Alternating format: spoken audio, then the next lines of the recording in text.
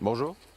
Les 7 royaumes de Game of Thrones constituent une grande partie de la série mère et de la série préquelle, mais pourquoi est-ce le cas alors qu'en vérité il y en a 9? Dans cette idée, voici toutes les explications concernant Westeros avec les détails, et c'est juste après ça.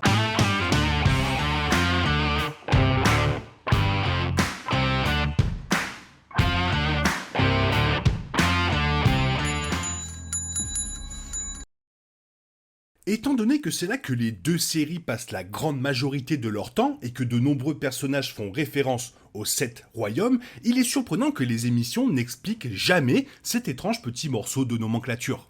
Trouver la genèse des 7 royaumes implique de remonter à l'époque de la conquête d'Aegon qui se déroule avant la guerre civile Targaryen et environ 300 ans avant les événements de Game of Thrones. Quand Aegon Targaryen a atterri à Lanera avec ses sœurs épouses Rhaenys et Visenya, il faisait partie d'un Westeros divisé en 7 royaumes distincts.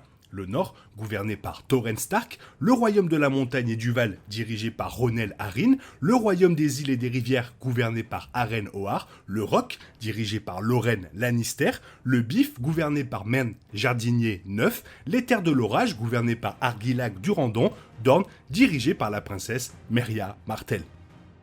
La maison des 7 royaumes du dragon présente des paysages et des pratiques politiques très différentes, bien qu'il soit gouverné par un seul chef. Le nord, dirigé par la maison Stark, était l'un des principaux endroits montrés dans Game of Thrones, avec Port-Réal, mais au jardin par exemple des Tyrell n'était pas vraiment vu. Cependant, le lieu a été décrit comme un bel endroit rempli de fleurs. Le Val, montagneux, avait une forme intéressante de punition pour ses prisonniers. Dorne est un mélange de désert et de tropique. Pendant ce temps, Casterly Rock n'a été vu qu'une poignée de fois. Les conflans de la maison Tully a également été présenté dans plusieurs épisodes, un contraste frappant avec celle-ci et les îles de fer, qui sont sombres et orageuses, un complément parfait aux mers dangereuses qui les entourent. Le reste de Westeros est resté largement inexploré dans Game of Thrones et House of the Dragon, n'a pas vraiment changé cela. Alors, comment les 7 royaumes sont devenus les 9 royaumes? Les 7 royaumes étaient les 7 terres qu'Aegon entreprit de conquérir et d'unir, ce qu'il fit principalement au cours des 2 années suivantes, les réunissant sous le règne de la maison Targaryen et du trône de fer. Quand Aegon a finalement été couronné à Villevieille, il a été proclamé seigneur des 7 royaumes. Même si ce n'était pas tout à fait vrai à l'époque. Les Dorniens ont résisté aux tentatives d'Aegon de les conquérir en se cachant dans les montagnes et en s'engageant dans des guérillas, et la princesse Merya a refusé de céder. Ce n'est que 187 ans plus tard, après la conquête d'Aegon, que Dorne a officiellement rejoint les 7 royaumes grâce à un pacte de mariage pacifique entre le prince Meryn Martell, le souverain de Dorne à l'époque, et la princesse Daenerys Targaryen, pas celle que vous croyez, la sœur cadette du roi Daeron de Targaryen, rendant ainsi enfin le royaume entier. Cependant, cela transformait en fait les 7 royaumes en 9, car Aegon avait depuis longtemps apporté de grands changements à son nouvel empire. Les conflans, qui étaient depuis très longtemps indépendants, étaient gouvernés par la maison Ohar pendant la conquête d'Aegon. Cependant, en guise de récompense pour avoir soutenu les Targaryens contre les Ohar, le royaume des rivières et des îles a été divisé en 2. La maison Tully a obtenu la seigneurie sur les terres fluviales.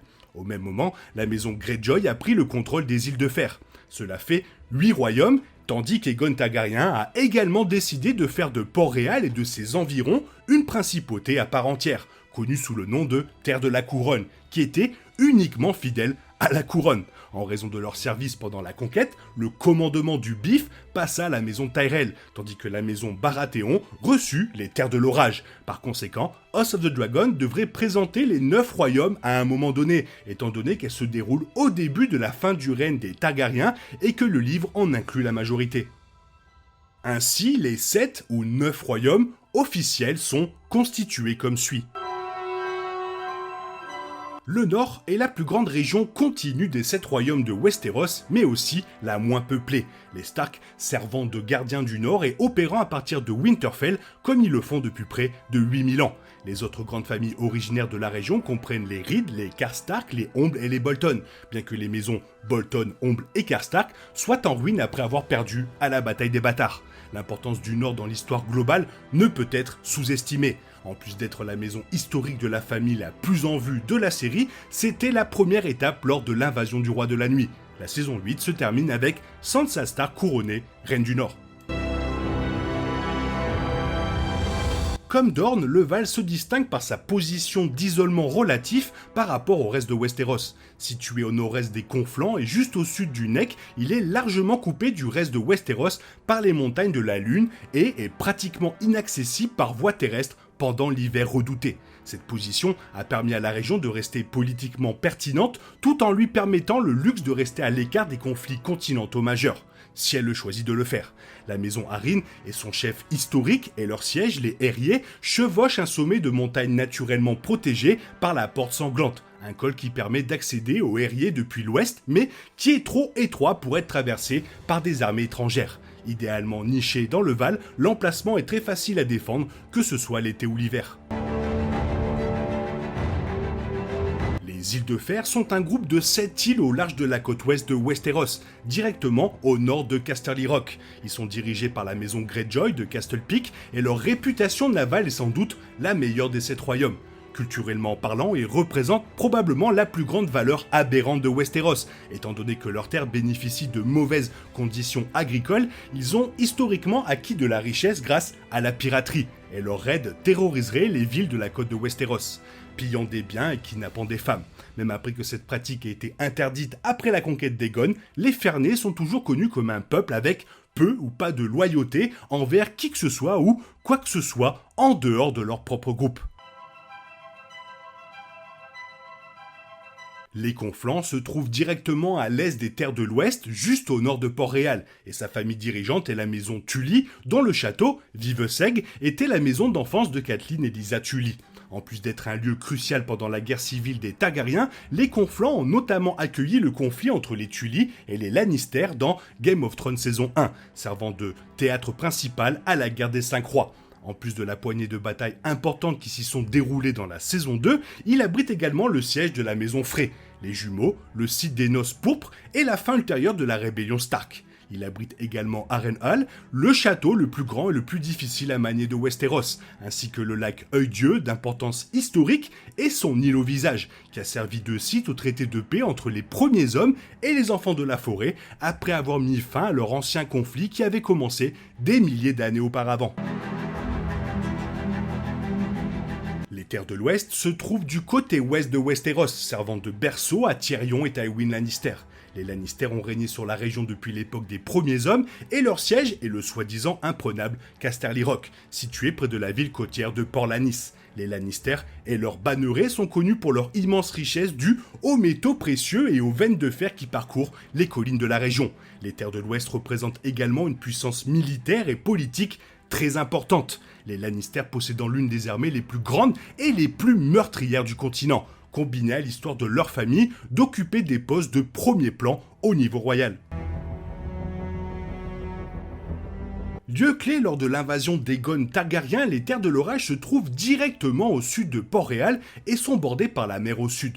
La maison Baratheon était sa maison dirigeante après l'invasion d'Aegon, et depuis, ils ont régné depuis leur château côtier accalmie. Le château et la région tirent leur nom des tempêtes qui frappent la côte du sud-est de Westeros où ils se trouvent. Une anecdote légèrement négligée dans Game of Thrones est que les Baratheons sont en fait des cousins Targaryens. Le fondateur de leur maison était Horis Baratheon, demi-frère d'Aegon I, et il a reçu le château après avoir vaincu le dernier roi de l'orage, Argilac, au combat lors de la conquête d'Aegon.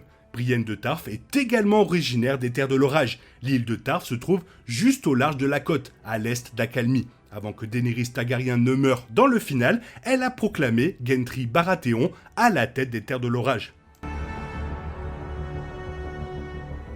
Traditionnellement dirigé par la maison Tyrell, le Bif est une région centrale de Westeros possédant des terres agricoles les plus riches du continent. Son siège du pouvoir est Haut-Jardin, qui était occupé par la maison au pouvoir Tyrell jusqu'à la saison 7. Le Bif possède également des monuments majeurs comme Villevieille, la Citadelle et d'autres grandes maisons politiques de Westeros comme les Tarly. La maison d'enfance de Sam Tarly, Corcolline, est située au nord-est de Villevieille et est vue en détail dans la saison 6 lorsqu'il y revient brièvement avec Little Sam et Gilly. Pour le déroulement de l'émission, le Bif a toujours été associé à un niveau de prospérité que peu d'autres à Westeros peuvent revendiquer, et c'est là que réside leur importance politique. Les terres de la couronne comprennent Port-Réal, la zone entourant la ville, l'Anera et le château de Pendragon.